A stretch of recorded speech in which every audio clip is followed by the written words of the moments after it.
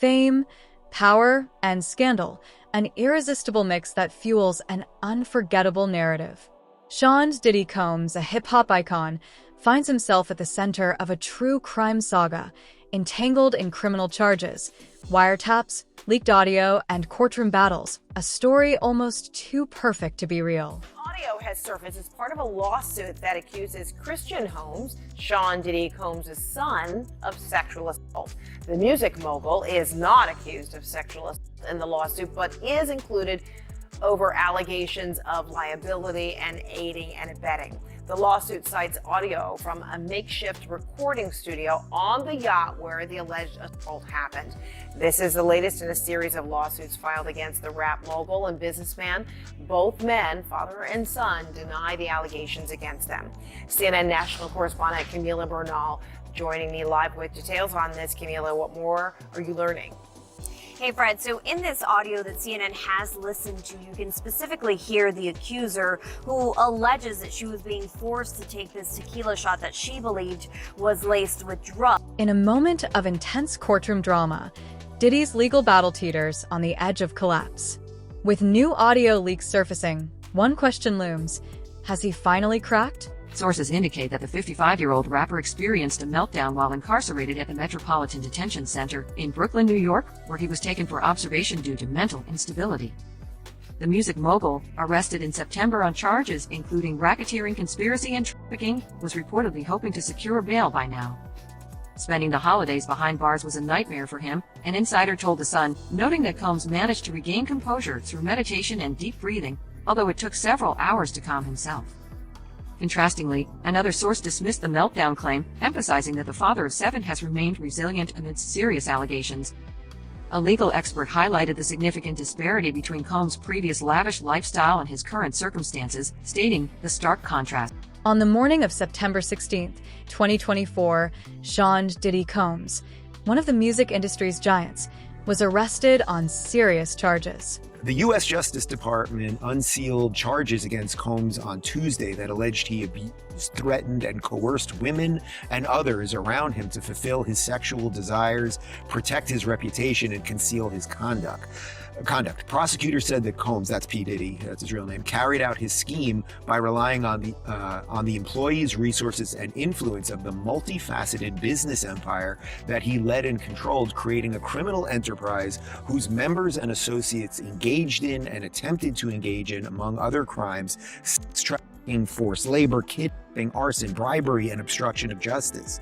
Prosecutors say that in times relevant to the indictment, Combs engaged in persistent and pervasive pattern of abuse towards women and other individuals. The abuse was at times verbal, emotional, physical, and sexual. Racketeering, sexual abuse, and sex trafficking were just a few of the accusations, painting a chilling picture of power, control, and exploitation within the entertainment industry.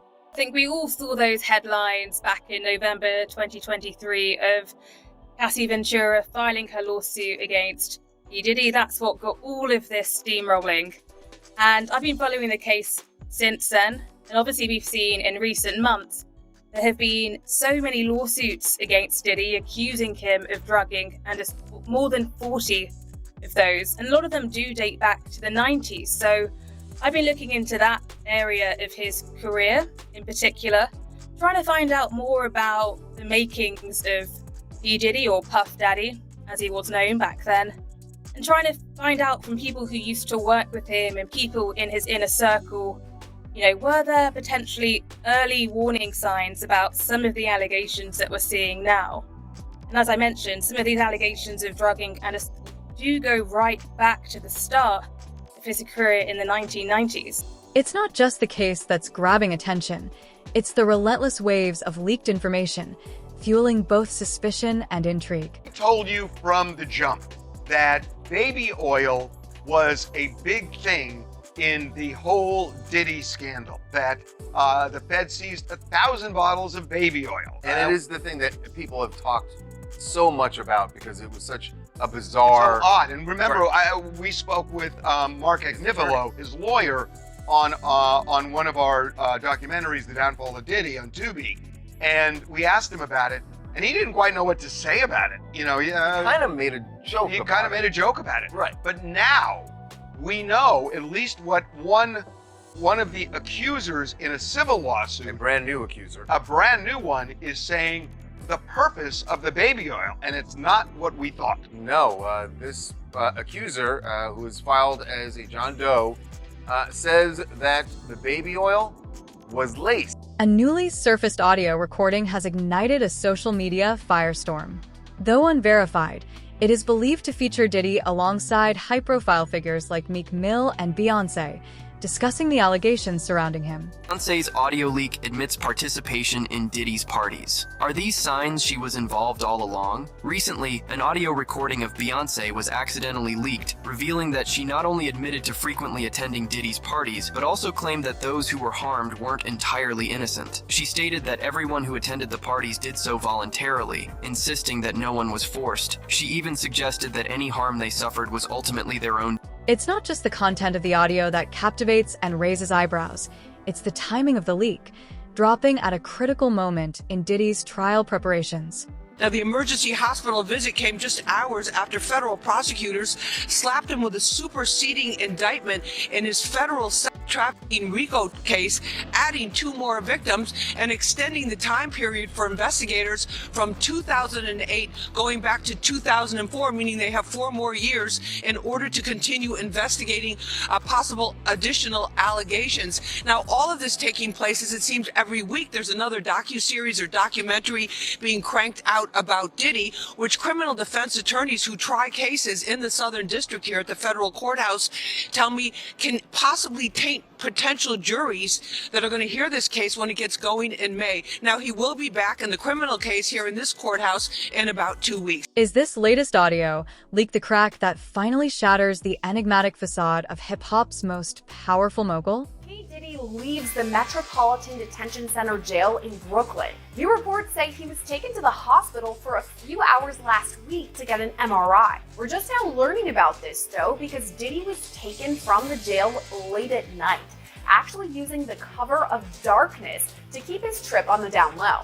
In one of the most gripping true crime sagas to make headlines, Sean Diddy Combs finds himself entangled in a case that shatters expectations and challenges the very foundations of celebrity power. Lawsuits against Sean Diddy Combs continues to stack up, and it should be no surprise at all who the latest batch is coming from. That, of course, being Texas-based attorney Tony Buzbee. Now, Buzbee made his mission clear back in October, but his firm plans to file more than 100 lawsuits against their disgraced mogul. But now he's in a rush to meet a March 1st deadline. Why? Because that's the last day the law in New York allows victims of past sexual assault to file civil lawsuits despite the statute of limitations being up. So let's break down the latest allegations. Now, we have to mention these accusers did not use their real names in the court filings. Instead, they are referred to as Jane or John Doe. In John Doe's complaint, he alleges he was drugged and sexually assaulted at an after party in Los Angeles in 2015.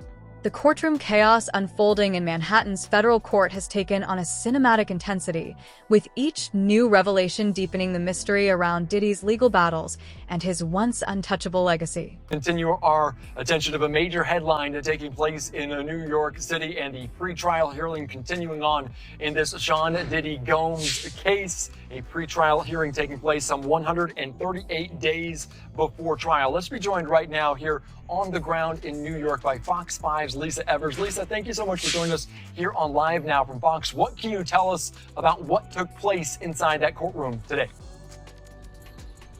Well, Andy, everything so far is going very smoothly, but you can be sure that's going to change in the months ahead as they get close to that May trial date. But Sean Diddy Combs got a break today from the dismal lockdown atmosphere of the Metropolitan Detention Center in Brooklyn by appearing here in federal court for this pretrial hearing. Though no conviction has been reached, the intensity of the proceedings suggests that the weight of decades-old allegations is beginning to crack Diddy's composure. So Sean Combs' legal team has just raised, I would say, a new issue, sort of new issue to the court, and we're going to address it right now. And it concerns, of all things, believe it or not, access to a laptop while he's in the Metropolitan Detention Center, the MDC, where he's currently locked up while he's waiting trial next year. And before I even go into the defense's letter, I said it was new, but really, this is an issue that has come up before. You see, Sean Combs' defense lawyers, they have argued that the conditions at the MDC make it incredibly difficult for him to properly review evidence in the case and prepare for trial. And yes, He has a constitutional right to prepare for his trial. But they have been arguing for quite some time that because of the incredible amount of material in this case, you really can't do it without a laptop. He needs a laptop to review everything. I mean, this is a massive case. Legal experts point out that high-profile courtroom drama often sparks emotional outbursts, shifting public perception and injecting unpredictability into the case. The latest indictment, now expanded to 3 counts of trafficking and exploiting at least 3 women, casts a long, ominous shadow over Diddy's career. Other artists and executives at the label would request for women across the states to be flown into the studio for sex. It wasn't uncommon to fly women in from around the country.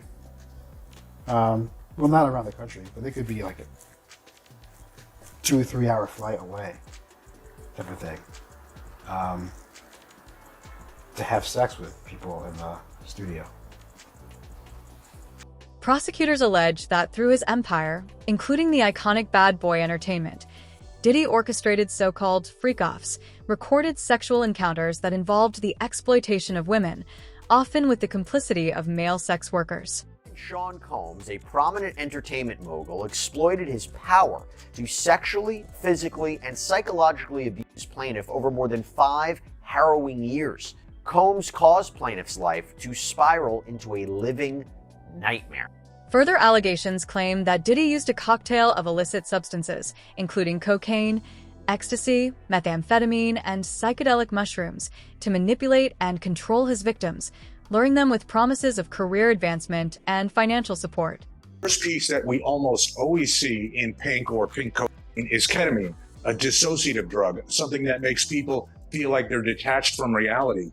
The second component is psychedelics. Bill Bodner is a former DEA agent. He says despite its name, oftentimes there is no cocaine in the toxic mix of drugs, which include synthetics like ecstasy, methamphetamine, and benzodiazepines. The drug, also known as 2C, acts as both a stimulant and a depressant. Very, very cheap to make, and they can kind of tailor the drug to what the drug user is looking for, the perceived effects that the drug user is looking for. The stark contrast between Diddy's once unshakable public persona and the gravity of these allegations has ignited a media frenzy, turning each new development into a spectacle that blurs the line between legal proceedings and headline-grabbing scandal.